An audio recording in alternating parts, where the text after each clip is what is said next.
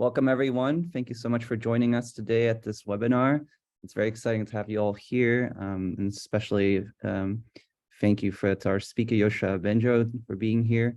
My name is Stefan, and me and Yu are, together with Yoshua, all co-organizers of this AI for Global Climate Cooperation project. And it's a very exciting project and also a very important challenge that we're addressing in this initiative. So for today, this is our first event that we're organizing. This will be part of a series. And just because it's the first event, I first want to start out with a very brief description of this project for those who might not know about our project. So in this project, we want to use AI and simulations to understand why and how countries might cooperate in dealing with climate change. This is the key challenge today in mitigating climate change. And simulations and AI have great potential to help out and try to understand that situation. But we really need to have a community of people who want to do research on this. And this is not just machine learning researchers, but also people who work in law and ethics and so on. So we organized this competition together with Salesforce and Mila to have a platform in which we can get as many people as possible to work on this problem, because it's crucial that we find solutions as fast as possible. And these events are meant to give you a forum to ask questions to experts in the field in machine learning and in other disciplines. And this is really to give you a opportunity to think about the problem, to get new perspectives on things, and get to know other people who work on this challenge and get to know each other. So now I want to make a few announcements. So we got some pretty exciting developments. We just half an hour ago announced that DeepMind is an official partner for our competition now. They're supporting this competition with some jury members and some logistical support behind the scenes. And there will be more announcements soon. We also have some cloud credits, some free compute that we're offering to teams. This is in conjunction with Google. So we're setting that up. So if you're interested in that, you can find a lot of information about that on our email list and on Slack. And if you haven't registered for this competition already, then please go to our website. It's www.ai4climatecoop.org. We'll also post a link in the chat box, and you can visit that website and get all the information about this initiative. Okay, so finally, some housekeeping for today. So the format of this event is going to be 10 to 15 minutes of moderator questions that we prepared. And then after that, we're going to open it up to all of you, where you can ask questions to Yoshua. And then that will be about 45 minutes. And then after this event has ended, there will be a social event in Wander, where you can essentially mingle and meet some other people who are working on this challenge. And the link to that social event is in the chat, and we'll remind you again. So for today, if you want to ask questions, you can use the Q&A box in Zoom. And then when it's time for audience questions, we'll also, you can raise your hand too in Zoom, and then we will unmute people as we see them. And just for clarity, we will focus on questions that relate to climate change and AI. So that's the focus for today. Also, the meeting will be recorded, and we will share this video later on the internet so everyone can see if you can make it today. Okay, so I'm now going to hand it over to my co-organizer, Yu, who's going to introduce the speaker. Thank you, Stephen. My name is Yu, a member of the organizing team of AI4GCC. It's my honor to co-host this event today. So to start our discussion, please allow me to briefly introduce our guest speaker today, Professor Yoshua Bengio. Yoshua is widely recognized as one of the world leading experts in artificial intelligence, and is a full professor at the University of Montreal, as well as the scientific director of Mila. His pioneering work in deep learning earned him the 2018 Turing Award, which is regarded as a Nobel Prize of computing. Yoshua is also a researcher who cares deeply about the social impact of AI. Today, he's going to discuss with us about AI, climate change, and economics. Let's welcome him. Hello, Yoshua. Thank you for joining us today. Hello, Tianyu. Hello, Stefan. I would like to start from a high-level question, if you don't mind. As we know, climate change is real. It cannot be solved by any individual country in the world. We share the same globe, and we need to cooperate to face this challenge together. So why is AI important for modeling cooperation on climate change?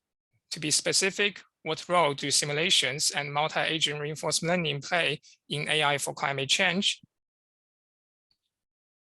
Right. I think this is a challenge that we have collectively on the planet to find ways to collaborate in spite of not having a global authority like a world government that can dictate the right action to everyone, or a shared reward function. And we don't know like what kinds of strategies countries that are really serious about climate change could use in their negotiations with other countries in order to bring about as quickly as possible some solutions to our issues, which I think are essentially political. So where can, how can machine learning help? How can AI help?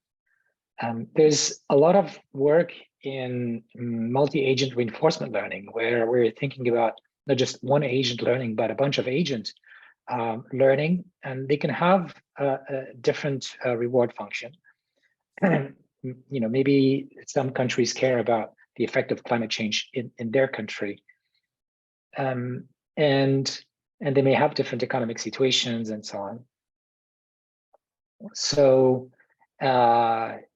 even though it's very difficult to, of course, simulate what is really happening in those negotiations in the real world, I think there's an opportunity to study what could happen using simulators that include both the economic aspects and the climate aspects. In other words, if we agree on some after some negotiation and some ways of doing things and some ways of punishing countries that don't behave, what are going to be the outcomes, both economically and in terms of climate, amount of CO2 and warming and so on. So that's the idea, right? So the idea is to use machine learning, of course, helped by humans who understand the situation as well as possible from different perspectives, use machine learning to explore the space of strategies that countries could use and see if there's a way to escape the tragedy of the commons and the tragedy of the horizons, which I will explain. But these are the these are the basic motivations.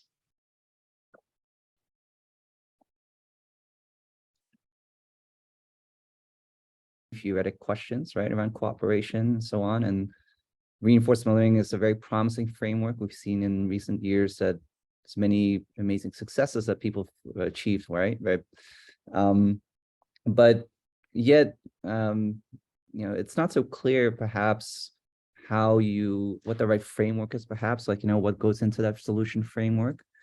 So can you comment on what you think are the main technical challenges that you expect people would face when they, participate in this competition, when they try to analyze this cooperation game, and what are some strategies that you can think of that teams might use to deal with those technical challenges? Right. So an important component, I think, to be faithful to what is really going on in the world of these negotiations is that there are negotiations, right? That we have a sequence of rounds where different agents here, we're thinking of countries, are proposing things and making deals. And they could be multilateral deals.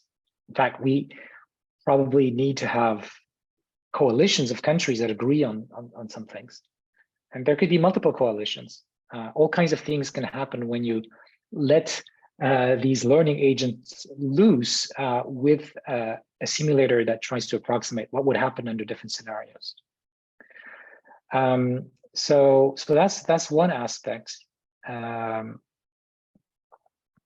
There are lots of other interesting aspects. So if you think of it from a game theory point of view, it's a very complicated game. It's stochastic. You have different agents that are not aligned, right? Different countries may have different interests.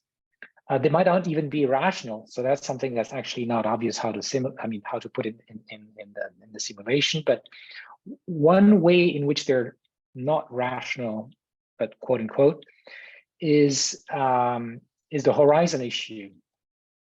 I think this is something we can simulate. The tragedy of the horizon is simply the fact that the individuals that are taking decisions may care about outcomes for their lifetime, or if you're a politician, maybe just the time that you're going to be in power. Whereas to deal with climate change, we need to think about a much longer horizon, which is, the generations to come. And it's not even clear if the mathematical framework that people are using in reinforcement learning and economics, based on discounting exponentially the future gains and losses, is what we need. One way to explain this is that the reason discounting makes sense is because you think about agents that have a finite lifetime. So things that are happening after you're dead, really you don't care too much. But that's fine from the point of view of an individual agent. And maybe the individual agents that we'll simulate with reinforcement learning should have that sort of discounting. But what we want collectively is something much something different, right? Where we're looking at, we'd like humanity's over all the future generations to not suffer too much from the decisions we're going to take now. And so that's the tragedy of the horizon. Then there's, of course, there's the well-known tragedy of the commons, and that's the problem with free riders, that we want to avoid a situation where the countries that do the right things end up paying for, like, losing essentially to the countries that don't do the right thing, because then more countries will want to do the wrong thing, and then everybody gets out of the game. So some people might think it's not even possible to deal with this, but I think it is. So let me give you an example I think that can guide, that has been like inspiring me from the beginning, thinking that there are probably ways to make this work. So individual countries can make deals with other countries so that they will choose collectively to punish countries that don't do the right things, that don't act to reduce their emissions and so on. So here, what I'm trying to say is maybe there's no need for a central authority that will punish the free riders. Maybe it's sufficient through iterated rounds of negotiations and behaving or not behaving and so on, that countries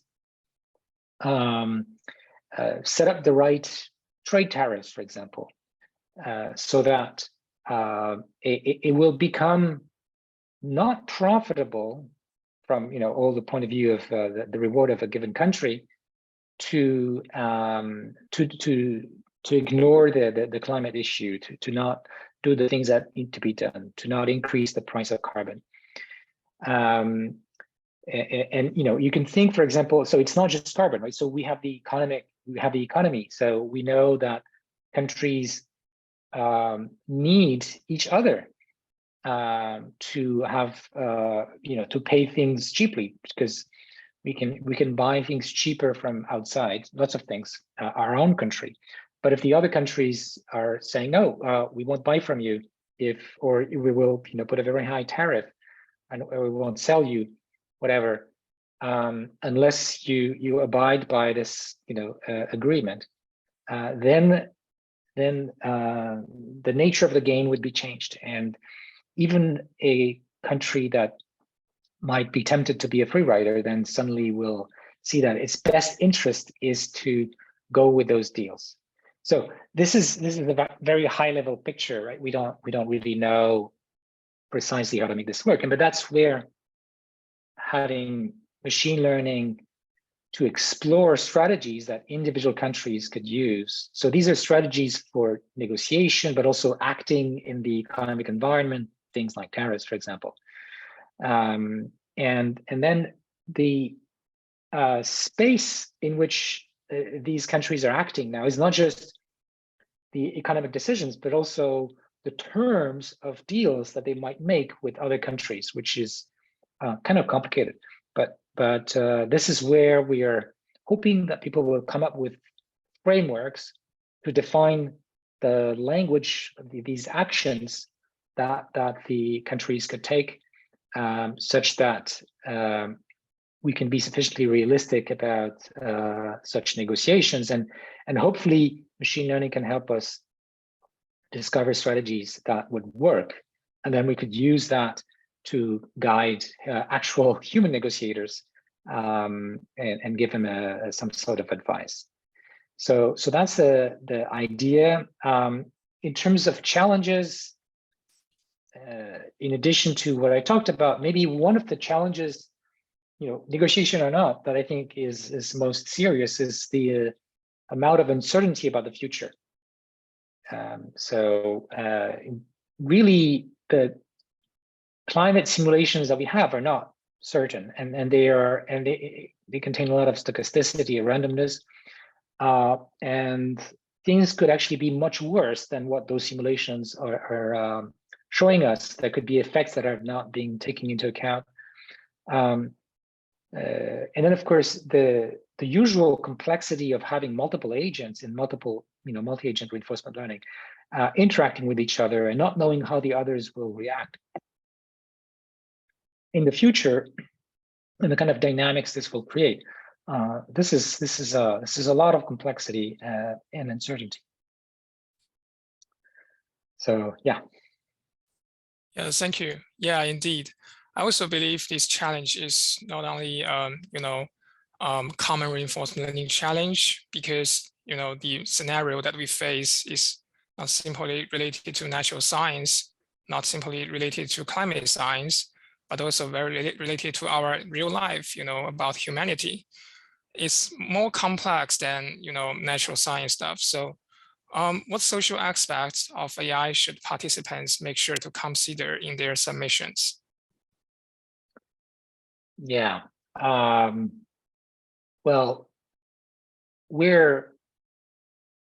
the main thing that participants are going to be doing is kind of complementing the simulators that we provide. And in doing so, they're going to make assumptions and approximations and focus on some aspects, maybe more than others, because we can't simulate the complexity of humans doing these things in full detail, obviously. And there are all kinds of social aspects that I think are not necessarily obvious how to put in, but we can start small, right? Humans react to complicated signals. They want to look good to others, for example. So, the social trends, for example, public opinion obviously is going to make a difference, especially in democracies. How far can we go? I think in simulating these sort of things, not to mention human psychology, right, of the individuals who are negotiating. So I think we should start small and see what our simulations and RL runs tell us, and trying to understand what are the, where do these simulations seem to end up in trajectories that don't make any sense, that seem to be lacking something important, or producing something unrealistic. And then we can maybe improve the simulations to try to deal with that, improve our model of how people interact and how they exchange things. Yeah, so this is really an exploration. I don't think we're going to solve this problem easily, but it's not just about climate change, because this is a general problem we have in our current world with decentralized power. How do we make different countries agree not just about carbon, but other kinds of pollutions? Or how do we make our countries agree on nuclear weapons? Or how do we make our countries agree on regulation for AI or for biotechnology? These are also quite important and face similar challenges of having all of these countries having divergent interests. If you're the US and you have a big economic stake in AI or biotechnology, you might not behave the same way as if you are a developing country in Africa. So yeah, this is I think a new direction that can be impactful even beyond climate change. Yeah, you mentioned some social dilemmas like the tragedy of the commons and the tragedy of the horizon. I believe these dilemmas, just as you mentioned, are common in other public goods problem too. And it reminds me that in the past, you've spoken publicly about, the AI for the alignment problem. Can you briefly explain, the relevance to the climate change? Yes. So let's talk about this alignment issue. So previously, I talked about the fact that, today I talked about the fact that different countries may not be aligned with each other. But when I talked about the tragedy of the horizon, I also mentioned that the reward, or like the incentives of individual countries, or at least the people who are negotiating, might be different from our collective long-term needs of future generations having an Earth that's good to live in. So that's an example of alignment problem. We can also see alignment problems outside of the climate issues. So companies, for example, in our economies, have their own self-interests, which may not be aligned with the interest of society. And we can have many of these companies. So how are these issues of alignment dealt with? So in the case of countries and companies, we have a single authority, which is the government, that can impose some rules, some laws, regulations, and so on. And you might think this kind of solves the problem, but of course we know that it doesn't. It's difficult to come up with, even if you have a central authority, it's difficult to come up with a set of rules that will realign the individual agents to the sort of global reward. And the reason for that is that if the rules are not perfect, so think about tax law, then the agents will find loopholes. They will find ways to kind of satisfy the letter of the law, but still not the spirit, and in a way not get the end result that we are looking for.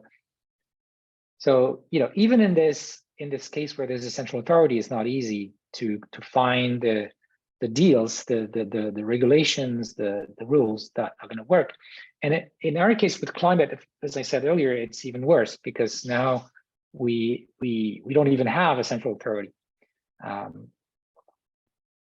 So, so these are hard problems, and it might take us a while to solve them. Unfortunately, we don't have that much time with climate. So I think this is important that more people start thinking about these questions. Absolutely true, Yoshua, and I think that you gave a very good overview of many of the salient issues that we have when you think about the strategic aspects, right, of cooperation, and yeah, like how our behaviors and countries' behaviors are hard to model in some sense, but still we need to make some progress, right?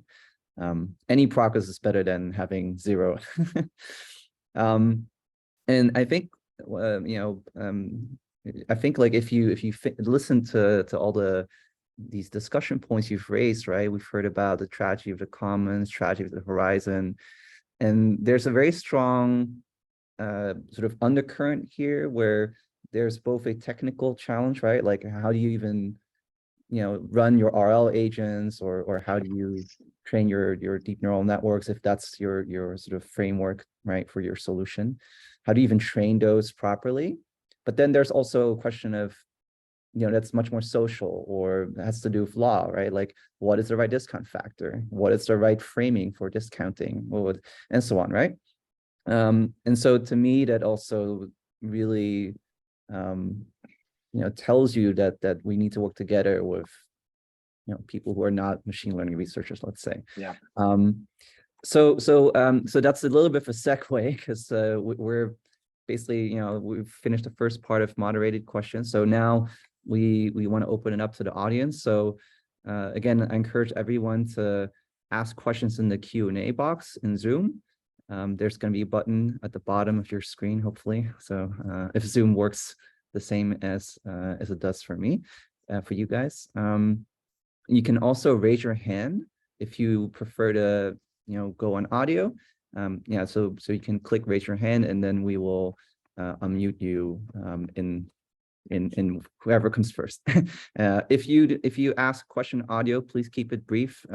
Please keep it to one question. And again, we want to focus on questions around climate change and AI. So while you think about like what you want to ask, I'll kick it off with the first audience question here, and this is from Melody Yang. And Melody asks Dr. Bengio, what steps can neuroscientists and biologists take to aid in machine learning and policymaking efforts? And so, whoa, that's a good question.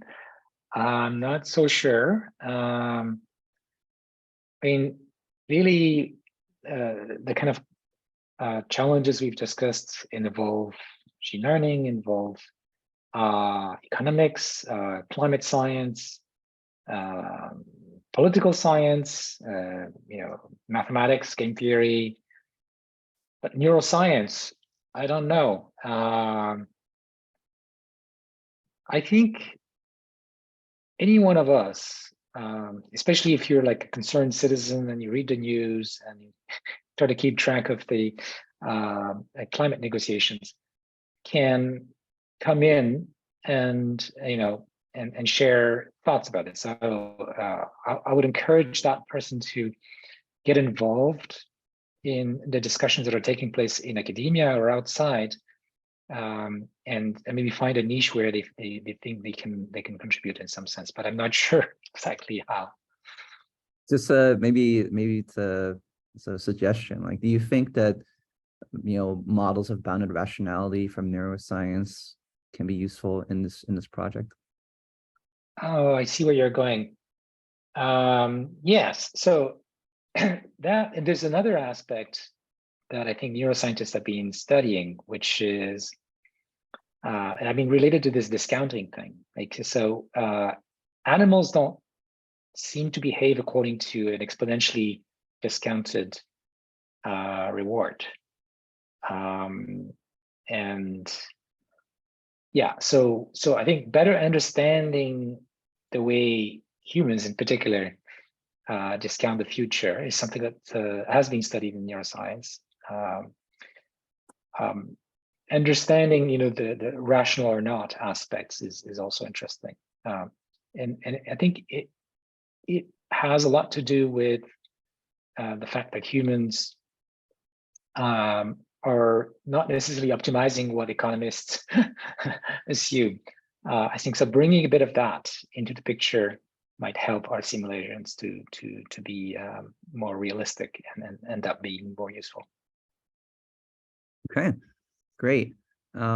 Just as a housekeeping, I'm not sure if Zoom is buggy. Somebody raised their hand, but we cannot actually see the person who raised their hand. So maybe whoever raised their hand, maybe you can put your name in chat, and then we'll unmute you. Oh, I see. Actually, I do see. It says Armstrong Funjem. Okay, Armstrong Funjem. Okay, so we'll unmute you. You can unmute yourself now, and please ask your question. Thank you so much for this talk, Dr. Bengio.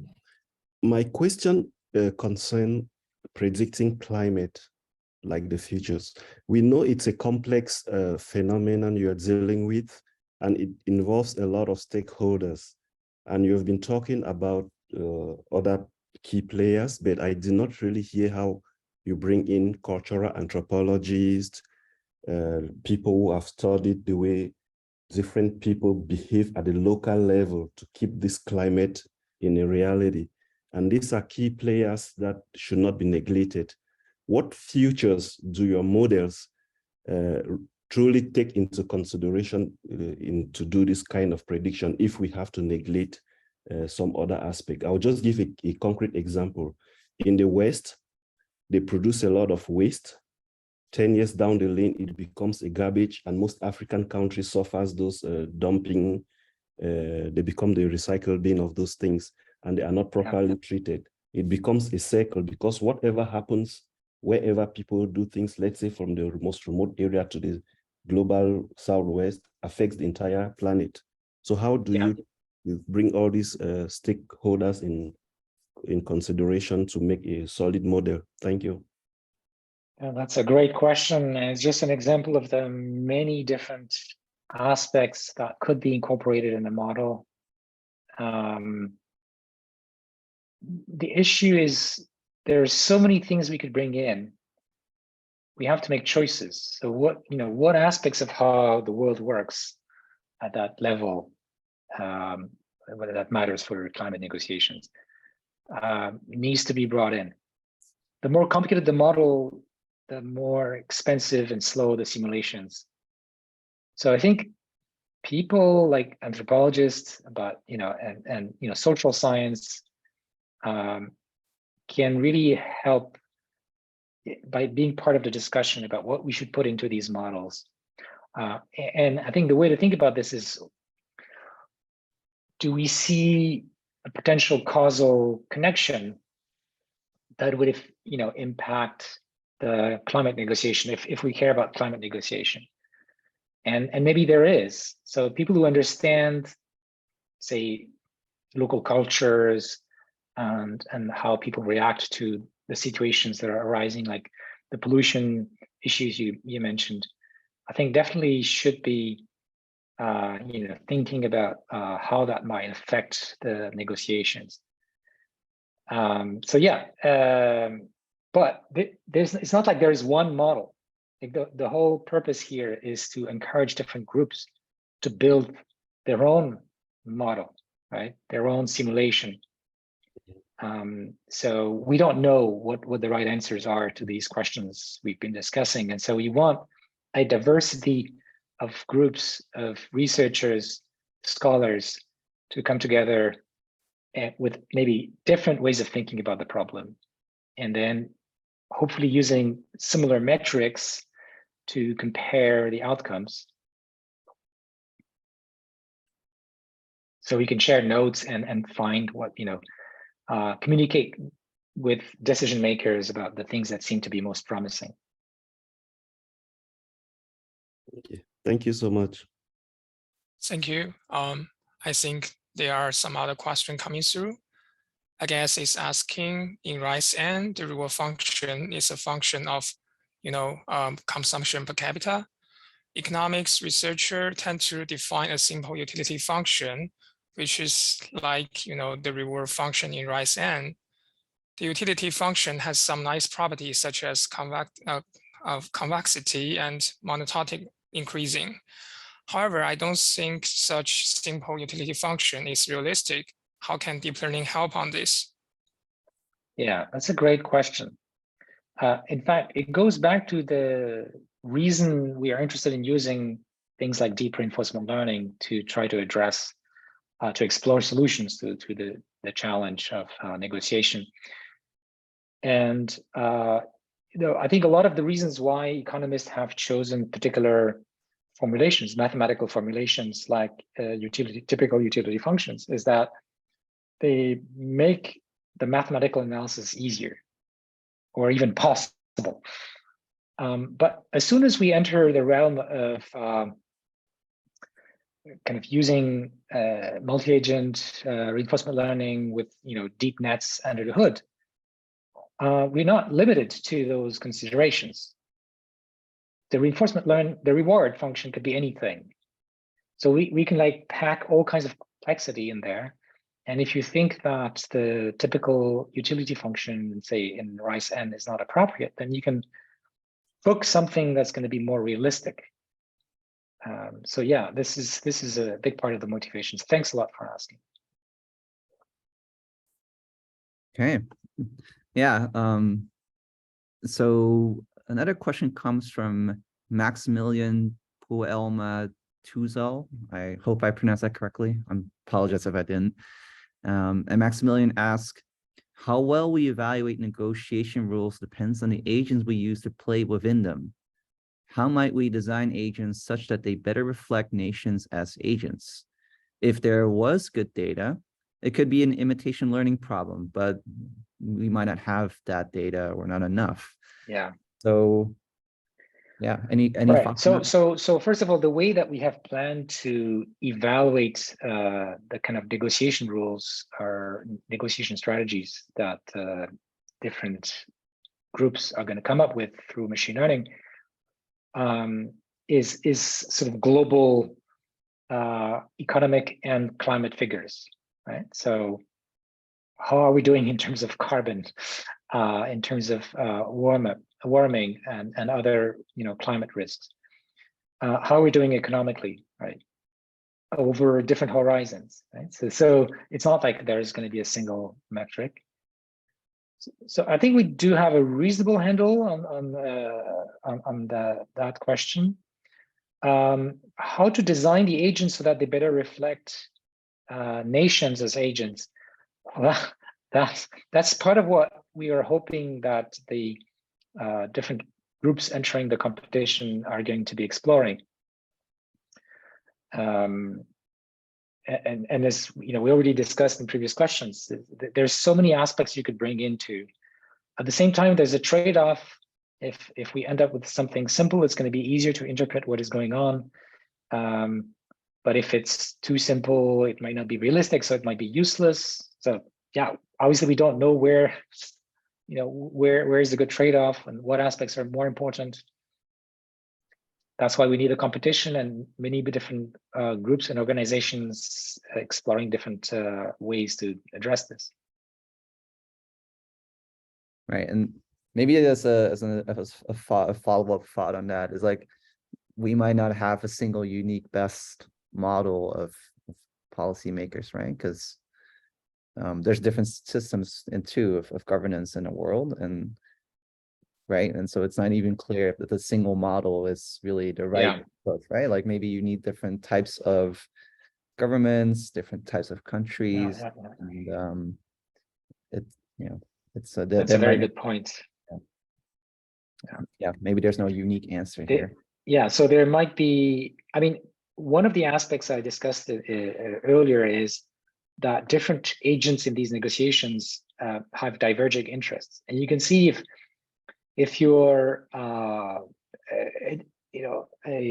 leader of a democratically elected government where you have to be reelected in 4 years, is a different situation than if you're let's say a non-democratic government, and even these governments have some kind of self-interest, but it might really operate under different rules. So we may want to take that into consideration. Yep. Yeah. Another question is about bounded rationality. So we have mentioned that before. Stefan put it forward. So this question is about how can we model the bounded rationality? Can you give some examples? Yeah. So first of all, the bounded rationality is because we can't find the optimal policy, even if we set things up that an agent should follow. It's just too hard of an optimization problem. In the settings where we have analytic solutions, then we can find the completely rational agent. But of course, the setting we're interested in is too complicated to be reduced to analytic solutions. But what we have are knobs that we can control, like how much compute are we allowing each agent to perform in order to compute the policy. This is, we know that, for example, in machine learning, if you want it to be perfectly rational, you need to be exactly Bayesian, and that's intractable. So in general, of course, there are cases where you have an analytic solutions. So the learners are necessarily going to use some sort of approximations. I think the harder question is, are the kinds of bounded rationality that our machine learning agents will suffer from similar or like really different from the kind of bounded rationality that humans suffer from? And that's where talking to maybe neuroscientists and people in psychology and anthropology and so on can help us think better about this. Right. Yeah, that's obviously a big topic, and I think the next question is also related to this. Emma Lin asks, I think inverse reinforcement learning is learning a reward function from data. Am I right? Why hasn't inverse reinforcement learning been widely used in behavioral sciences? And might I add to perhaps in modeling these kinds of international cooperation games? I don't know. I think that this is actually potentially quite interesting avenue for this research, because we don't know what is the reward function of the actual leaders of a country that are negotiating about climate. So what we can do is consider like a man-made approximation of what we think might be their reward function. And we were discussing, depending on their political system, maybe they have different kind of reward functions. So that's one way, like using domain knowledge to cook a reward function. But I think the suggestion of Emma is quite good, and we might do better to by refining this reward function through the observation of how countries negotiate. Now, unfortunately, we may not have enough data for this, but I think it's worth kind of digging and thinking if there are some data that could be used. So probably not enough to learn the reward function from scratch, but maybe to learn some of the parameters of a reward function it may have just a few parameters that kind of shape the reward function in different ways. And if you just have a handful of numbers, maybe you don't need that much data. So I think this is interesting. And by the way, there's another interesting question for those of you who know about Stuart Russell's book on AI alignment. That when you do inverse RL, there's an issue that really you're not sure you have the reward function of the agent because you only observe finite amount of data about their behavior. And so you really want to be Bayesian, like, somehow capture the uncertainty about the actual reward function. And and then there's the question of how do we use this in our simulations? We can sample different scenarios like for example from the posterior. But yeah, these are like very interesting questions. Yeah. And maybe another thought about the inverse RL thing is that, politicians and countries do have public statements about what they want to achieve, right? And they write big reports about what they do. And yeah, but they did sign the Paris Agreement, and look what happened. Right. But it might be interesting to see that, and so there are some signals, and even though that might be very coarse and it's not actually a reflection of what they really would be doing, it could be interesting. And a lot of negotiation is also happening behind closed doors, so we don't have the full story. Yeah, absolutely true. Okay, so let's ask another question. Let me see. So Rice and clearly defines the meaning of every parameter in a dynamics, while Museo has a latent world model, which we don't have the exact knowledge about. Yeah, let's see. I'm not completely sure about the question, so maybe Yu-Chin can give some clarification. Let's actually go to another audience question that was asked a bit earlier in our Dory. And this is a more high-level question. If you think about AI more broadly, about how can AI help solve climate change? Well, in our competition, we're looking at cooperation games, but can you maybe briefly comment on other avenues in which AI can be used to solve climate change? Solve is a big word. Let's say contributes to improving the situation one way or another. There's a lot of work, a lot of papers, a lot of effort, a lot of groups working on many aspects of this question. We, with a large group of researchers, wrote a survey paper on AI for climate change, and I encourage you to look at that. There's also the Climate Change and AI organization that is setting up workshops at all the main machine learning conferences. So there's one coming up at NeurIPS, but usually ICML and ICLEAR as well. So there's a lot of work going on in many areas. So where can machine learning help? Yeah, and the obvious thing is climate models. They're way too slow.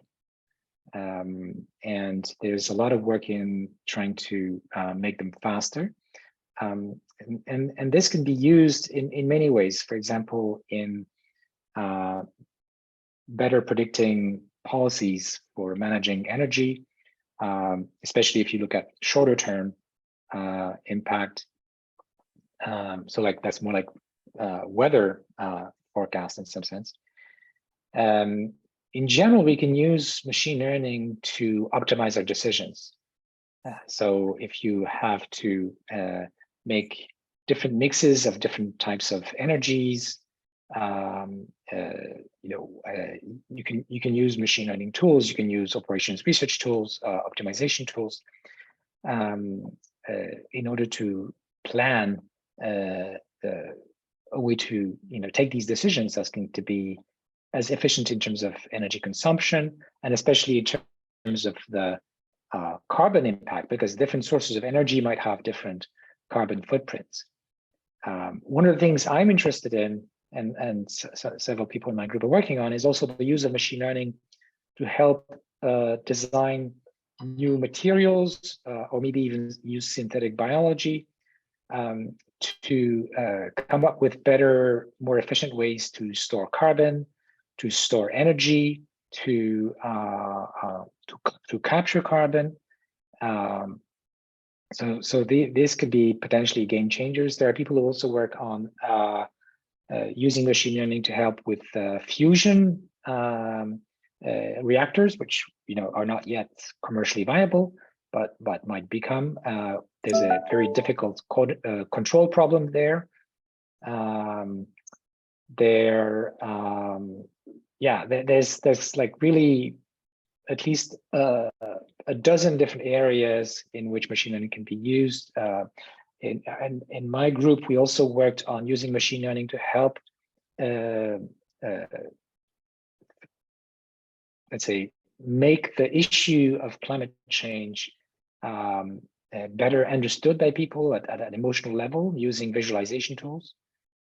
So yeah, and now we are talking today about using machine learning to help and understand better what sort of negotiation strategies could be working in this context. And I'm sure I'm leaving out a lot of stuff. Right. Okay, I guess I know what Chin's question means. So I think right end clearly define the meaning of every parameter, which means you can explain the meaning of each parameter. This is the increase rates of maybe the GDP stuff, while like algorithm like mu0, they have a latent word model, which people don't know the meaning of the parameters. So comparing these two in this project, what should be the balance between the two extreme cases of explainability? Like, in climate change, I guess we want to have some explainability, but I mean, maybe it will lose some power of representation. This is what deep learning is really good at. Yeah, I guess that's the question.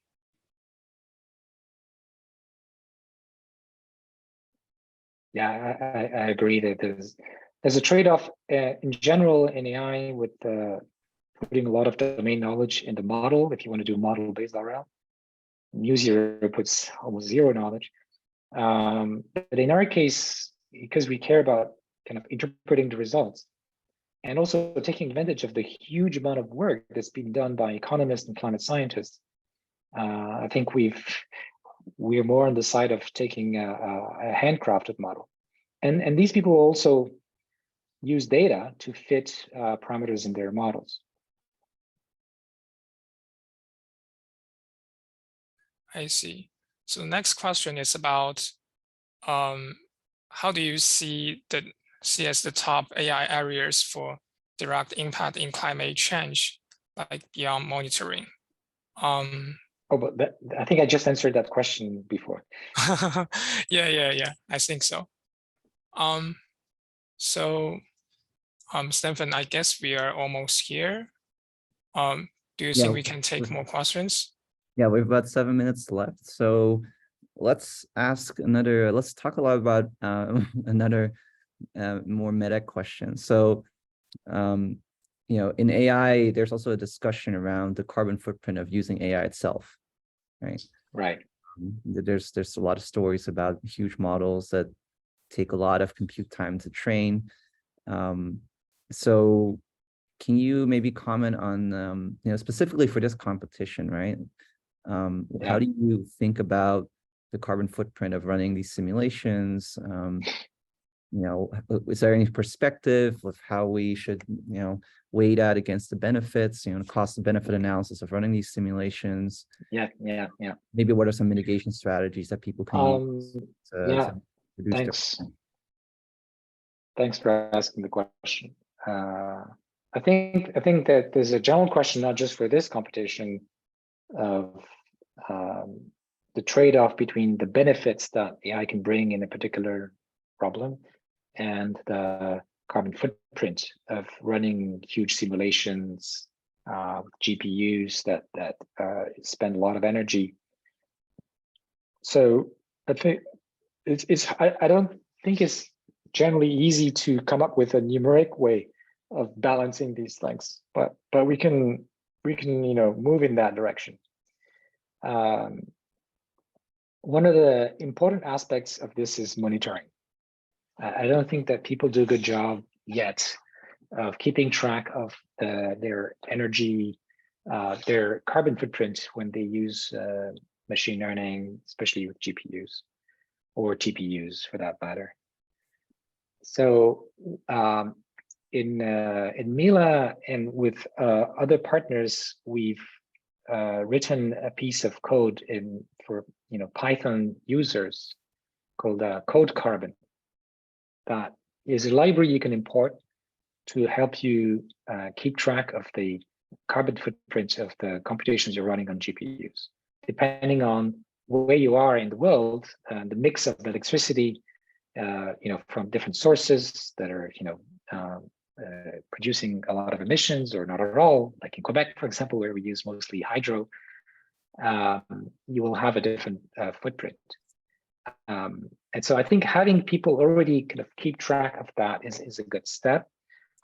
Now, if we think about this competition, well, the hope is that we could have a huge impact, of course, because with what probability, right? But the potential impact of discovering better strategies for negotiation could really change the game.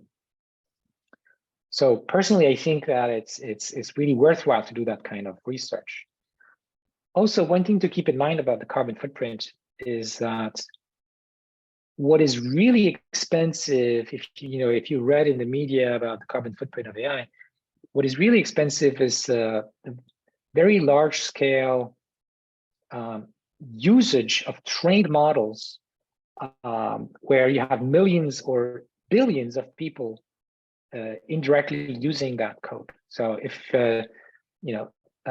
if you're Facebook or Google, and you have services that are being given to hundreds of millions of people, the same trained deep net is going to be used hundreds of millions of times, potentially per day.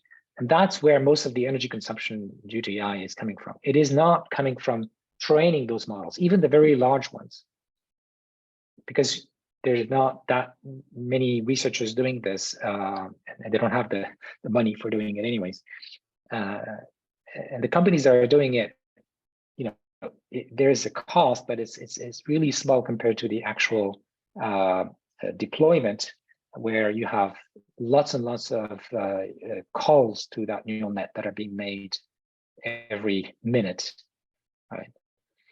So, I think it's an important question, but I think for the kind of research we're doing, it's a drop in the bucket. Drop in a bucket, yeah. Most of the models probably don't have 120 billion parameters yet. Yes. Okay, so we're in the final 2 minutes. Yoshua, so just like one final question. Do you have any message you want to share with anyone who's seeing this, whether they're registered for the competition or not? If you have one key message you want to share, like what would you want to tell people? Well, the question I ask myself regularly is, how can I help? So these are like so gigantic problems and so difficult challenges that it might seem very daunting. Like, well, how can I help? But we can each do a little bit as citizens, as people who consume energy, and as researchers and scholars. We may also contribute, potentially in larger ways than as citizens, by advancing the science that can help us explore solutions. And it's okay if the thing you try doesn't end up being used or doesn't work, because we need thousands of researchers investigating these hard problems for one important solution to emerge. So just keep going, and all of us together, that's how we're going to solve these problems. Wow. Very inspiring. Thank you so much, Yoshua. Let's take that to heart. So with that, we're exactly at 12 p.m. now Eastern. So thank you so much, Yoshua. Thanks so much for your time. Thanks so much for answering all these questions. Yeah, and I hope that everyone got a bit of inspiration and encouragement from all of this. So I'll close that with announcing the next event. So next week, Wednesday, the 23rd of November at 11 a.m. Eastern, we'll have Christian Schroeder-DeWitt from Oxford here, who's going to talk with us about climate policy, the road to impact. So please register for that. More invitations and announcements, reminders will come in your email and Slack and on Twitter and all the channels. So please join us for that. There's going to be another great conversation.